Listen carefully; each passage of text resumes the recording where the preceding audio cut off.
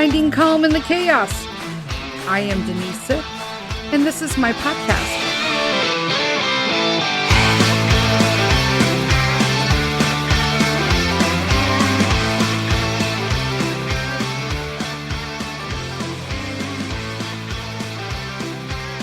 Hello, everybody.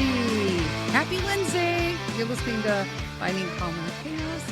I am Denise, and I'm totally hoarse right now. I'm just letting you know, because I've been recording podcasts, I've been working on some other stuff, and it's been a lot of talking, and the tea isn't cutting it anymore.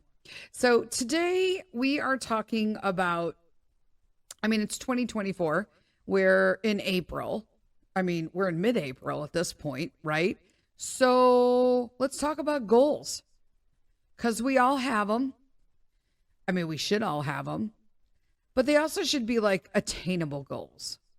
Like don't tell me you want to be a trillionaire and then you have like no plan. Just saying. But I've really been focusing on, and it's all part of this financial decluttering and plans and planning and all of this stuff, and just kind of getting everything order in my house, spiritually, financially, like in my marriage, communication. I'm pulling it all together this year. We're not playing around, but it doesn't matter. Like, we all have some kind of goal, working towards achieving those goals, right? They help give us like meaning, right? Why we're living life. They motivate us to be the best version of us. But that said, you can't just achieve goals by wanting them really bad. You can't visualize them. Yep, you just heard me say it. I said it out loud. A lot of people, okay, I really understand and live by visualization. I love to visualize. I'm not a big meditator because I just can't focus like that. But I can throw me out a visi with no problem. To me, it's just like honed in daydreaming. You know, it is. So I really like that. I do think that it helps change your mindset, especially if you're having a bad day, you're kind of cranky, things are going a little hectic. It is life. I think sometimes if you just sit down and close your eyes and envision something, you can literally change the chemistry in your body. So you have to have a strategy. Okay. You can't just will them to happen. Work needs to be involved to meet a goal. Okay. And if you don't have a strategy in place, you're probably going to fail to achieve that goal. Okay. Even if it's small, or you think at a glance that it's like easily attainable, but it's probably not if you're just sitting around hoping it'll happen, So what are these like best strategies? I don't know what happened. I talk like I had braces for a moment. What are the best strategies for achieving goals, right? And how does that work? Like, how can you do that? We're going to dive into that a little bit today. So, there are one of the things that obviously you may or may not know this. Okay. But in 1981, Duran, Miller, and Cunningham came up with this acronym called SMART, S-M-A-R-T. Basically, it's an acronym that stands for 5 criteria that were aimed to kind of set strong attainable goals, right? And achieve them within a reasonable time frame, right? It measures the results of a goal. So SMART is, what is the name of the book? It's like Smart Way to Write Management Goals or Meet Objectives or something like that. But it's Duran, Miller, and Cunningham. Book's 1981, but it's a really good one. So they probably intended the guidelines for business settings, but you can actually follow the SMART acronym to set achievement goals in any area, personal, financial, it doesn't matter. So SMART stands for goals that are obviously specific, because you want the goals to be as specific as possible. You're supposed to use the who, what, when, where, and why to describe a specific. And then they're measurable, right? You have to define indicators to help you measure your success or your failure. Maybe it didn't work out, right? And then attainable, right? We talked about that. You got to make sure that the goals are practical, that they're realistic. Okay. You really need to just make sure that it's realistic. Relevant. You don't want your goals to just be like out there, okay? You want your goals to be in line with your personality and your values. Or basically, you're going to wake up one day and figure out you've been working towards the wrong goal. Been there, done that, okay? And then the last one is time bound. You got to set a timetable for achieving the goal in order to stop postponing it indefinitely. You know, oh, I don't have this to do that. Oh, I don't have that to do that. Or my favorite, because of ADHD and OCD, we're going to talk about that on Coffee Talk, my ADHD. So it went away. I had something and I went, we were talking. Wow, Denise. What I am really good at doing is that I will over organize something and spend so much time setting it up and organizing. I never just do the dang thing. You know what I'm saying? It's like too much. So set up SMART guidelines: specific, measurable, attainable, relevant, and time-bound goals. Okay. Number 2, create an action plan. Because if you don't have an abide and like stick with it, right? An action plan, you got nothing, because it's essential if you want to achieve the actual goal. So, I mean, without an action plan, you're pretty much going to postpone everything. You have to have an action plan. You are going to get distracted. For me, like writer's block, writing time, drawing time, postponing. You need a detailed action plan that outlines exactly what you need to do. And obviously you could do this with business, but here's the thing. It has to involve numbers if it's business. I'm not going to say the industry that ignores this topic, but you must crunch the numbers if it's a business, because it might not make sense. If you have more going out than you have coming in, it's not a good business. Leaving it at that. Basically, once you have this detailed action plan, it will outline exactly what you need to do.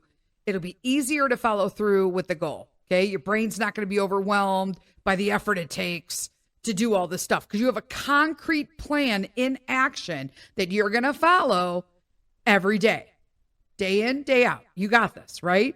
So you're going to define the goal using the SMART method, right? You're going to list all the steps you need to follow. You're going to prioritize your tasks, right? Add your deadlines for each task. You're going to set milestones. You're going to identify any necessary resources that you need. Like, what's it going to take you to achieve the goal? You know, time, money, connections, skills, references. What resources do you possess? Is any of that an obstacle? Because if there's an obstacle, then you might want to reassess, right? The goal.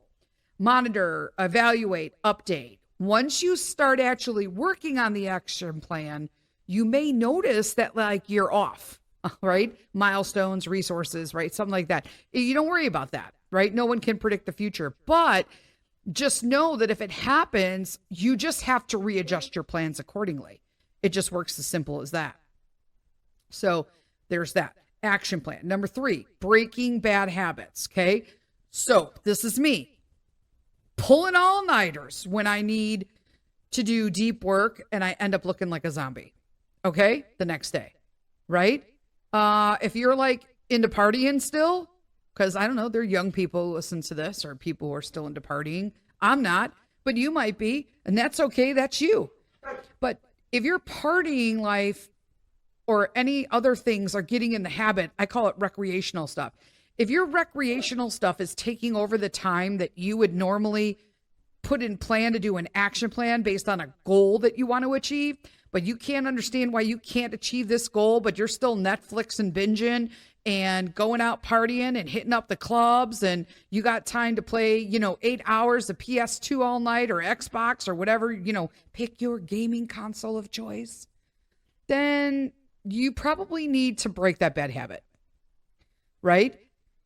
Multitasking is kind of like regarded as a superpower. And as someone who is like heavily a multitasker, it's not really a superpower.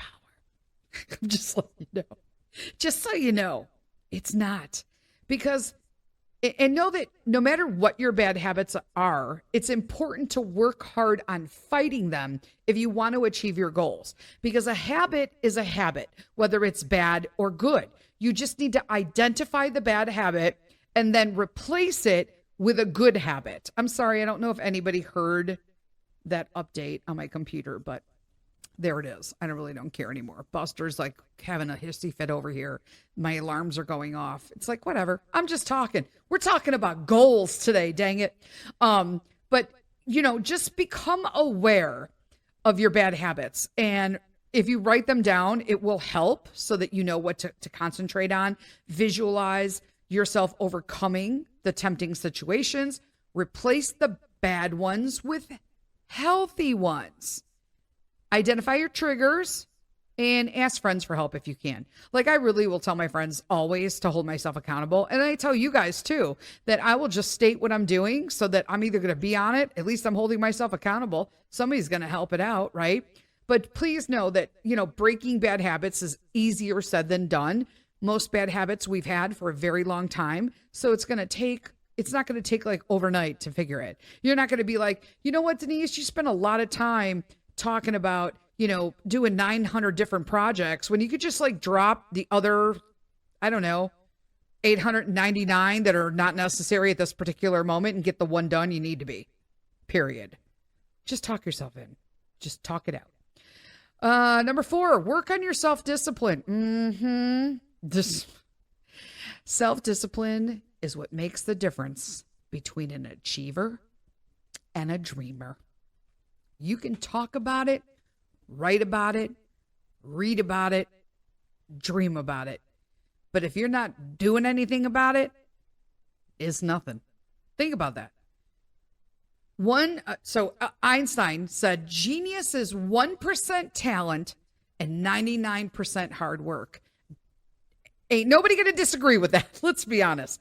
No one is going to disagree with that because it takes self-discipline to actually sit down and put in the hard work, especially in a busy life like we have today, a busy world, right? Most people just want to enjoy the benefits hard work brings, but they get disappointed when they can't achieve their goals, but they're not putting anything into it.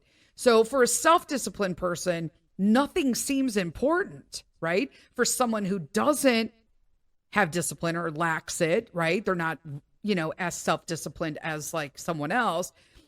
It's even the easiest and like most mundane thing can seem super difficult and a waste of time to some people.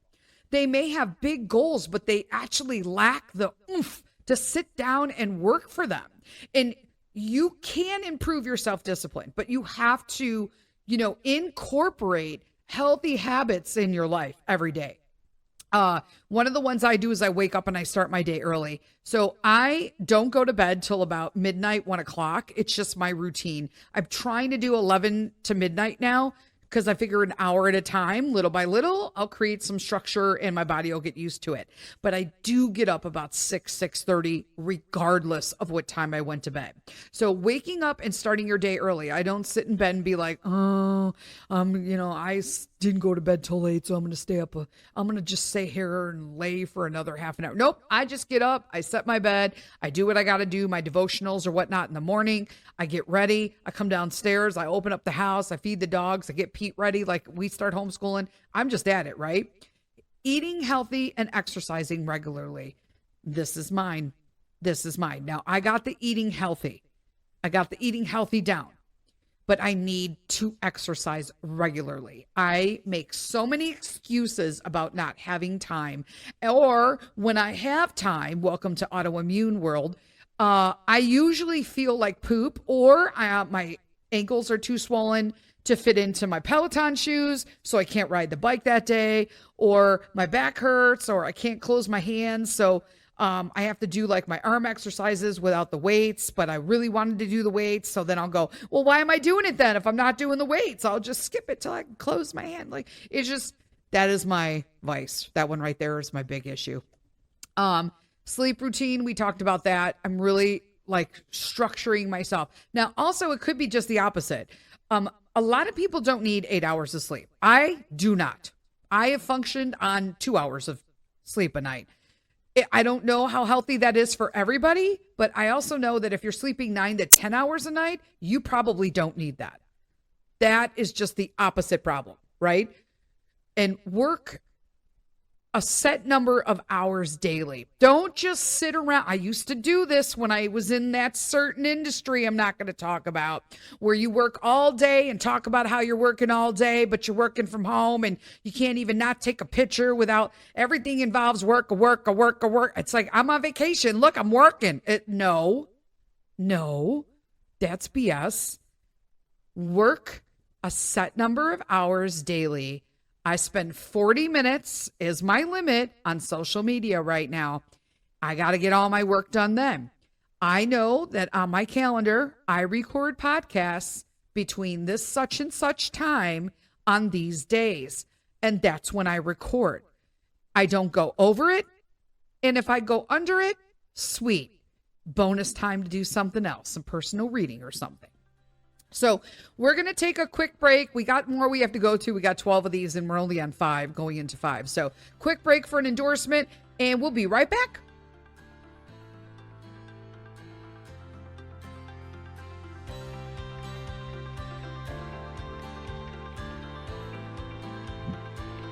Hey friends, I want to talk to you a little today about our sponsor, which is Pet Matrix. Pet Matrix is a premium canine supplement company, and I chose this company straight off the bat for Buster and Chica. Chica is a 15-year-old Shiba Inu, and Buster is a growing large breed Newfoundland, currently at 17 months. Every ingredient that Pet Matrix chooses has a targeted benefit for your dog. Their supplements deliver natural active ingredients through a revolutionary process that they call cell matrix delivery. By applying science and including bioactive peptides in their human-grade all-natural recipes, they're able to target a dog's specific needs, plus provide the benefit nature intended. Now, I use the Think for Chica and Buster. It is a cognitive and neural support supplement. I use the Protect for Buster as well, and that is an immune and gut support. And then I also use the Move for both of them, Chica being older and Buster with growing large bones, an anti-inflammatory and mobility support supplement. If you want to check out Pet Matrix, you can check them out at petmatrix.com. That's PETMATRX.com. And you can use Buster Sith at promo for 20% off. Again, that's Buster, BUSTER, Sith, SITH, no spaces, and get 20% off your order.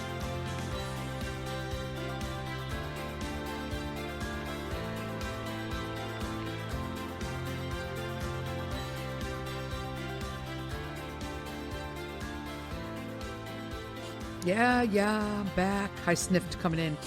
There you go. I have the worst allergies this year, people, and it is just frightening. And it's just nuts. And between like rain and snow, because I'm in the Midwest, it's insane. We have a snowstorm, then it's like 70 degrees out. Then it's really nice. It rains and it's like 50, and then we have a snowstorm. It's insane. Welcome to the Midwest. So we are working on number 5. Ways to help create strategies for goals in your life.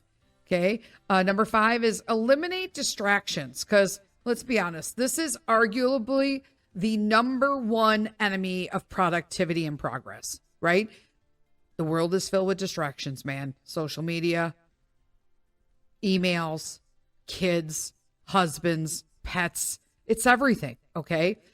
But if you're constantly being distracted from the work you need to achieve your goals, you're always going to get derailed, okay? You're going to get nothing done, right? TV's in the background, coworkers, notifications on your phones. I don't get anything. My phone isn't even on ring anymore. It doesn't do anything. Unless I'm specifically waiting for something to come in, My ringer is never on anymore. Like if I answer the phone, if you call me, it's because I happen to be looking over at my phone or I saw it light up and I saw the drop down that a phone was coming in, a call. But other than that, I don't touch it. Okay. These are how you can eliminate some of those distractions. Okay. When you're working on goals, silence the damn phones. Okay. If they aren't related to what you're working on at that moment on hand, silence it. Okay. Headphones, because they avoid like background noise. I always record. I don't have to with my headphones, but I do because it takes out everything in the background and makes me feel a little more structured. If you're not obviously recording a podcast or you're just working on a project, white noise, nature sounds, something relaxing. Remove yourself completely. Go to a co-working space, the library. When you're in a place that's structured, especially the library, right? You're focused on getting the work done because you're in the zone, right? You're getting it done because everybody else is getting it done. And you can't chit chat and you can't have loud noises. Boom. Leverage productivity apps. Okay, so there's Todoist is a great app, okay? I don't like the apps. I use my calendar and I have like my notes. I'm old school. But Chrome extensions has Stay Focused that restricts like sites on your laptop. So literally you can't open certain stuff while you're working on your laptop. I mean, if you're that distracted, you probably want that. Number 6, leverage your daily and monthly targets. Okay, I know this sounds kind of weird, but chances are some of your goals are probably going to be long-term. Okay. Owning your own business, buying a house. It could be anything. Okay. For me, the books, right? That's long-term. Those big goals, the long goals, those can be really overwhelming. Like I really had to I was so overwhelmed in general that I have not finished a single book yet, but I need to not be, because in order to achieve a long-term goal, it's essential that I split them up into daily goals. Okay. But for me with the book, it's all about illustration. And if I only have an hour time slot, that is not enough time for me to get into the flow creatively or to even finish a page of illustration. And I don't like the interruption. So I have to stop being hard on myself. You know what I mean? You know what I'm saying? Just make sure that your goals, if you're writing, let's just say you're writing a book or a paper, right? Get knowledgeable about the topic, right? Make sure that you're underware. Improve you're aware of just what you need to do this. Have it available. Improve your writing skills. Just do all of that, okay? For me, if you're writing a book, 1,000 words a day, 500 words a day. I don't know, pick something, right? If you're writing about a certain topic, spend a couple hours a day reading that, or a half an hour reading studies or something about what you're doing. There always could be something. Just break it off in smaller milestones to prepare you for the bigger one, if that makes sense. So I do rough sketches of everything I want per page, so that when I get to it, it's just not a blank canvas in my head and I have a general idea of what I want the page to look like. So I just start going into it. You just have to work with it. Avoid procrastination. Procrastination is a killer of many people. Okay. 25% of adults consider it a personality trait. I'm not even kidding. If you're one of these people, procrastination can seriously get in the way of achieving your goals, okay? Because if you're postponing everything that you need to do until the last moment, number one, you're going to get low quality results. The more effort spent, right? Because you're all doing this at the last minute. So you're putting more effort towards it in a smaller amount of time. And most likely, what are you going to get at the end of it? Disappointment. You can avoid procrastination. Schedule your deep work. This is what I do. I schedule my work, because the deep work is the time that you devote to the most important time consuming work. And for me, that's recording a podcast. So I must do that, right? I normally will just jot down topics throughout the day or throughout the weeks. And then I'll look at that and then just start chit-chatting from there, or researching throughout the week, so that by the time I get to my research day, or my record day, I should say, all my research has already been done and I can just start talking, right? Take breaks frequently. Nobody can be productive for like 7 hours, 8 hours, right? That's why like productivity is so low at some corporate jobs, because you're sitting in a cubicle all day and you're not breaking it up. Because what do? We don't want to get up for a break because we're on a roll. We're just going to stay here. We're going to pound it out. And then, no, it's not productive at all. Nobody can be productive for that long. Okay. You got to let your mind wind down. You got to walk away from it. Okay. And then when you sit down to work, you're actually work again. Acknowledge your negative feelings. Okay.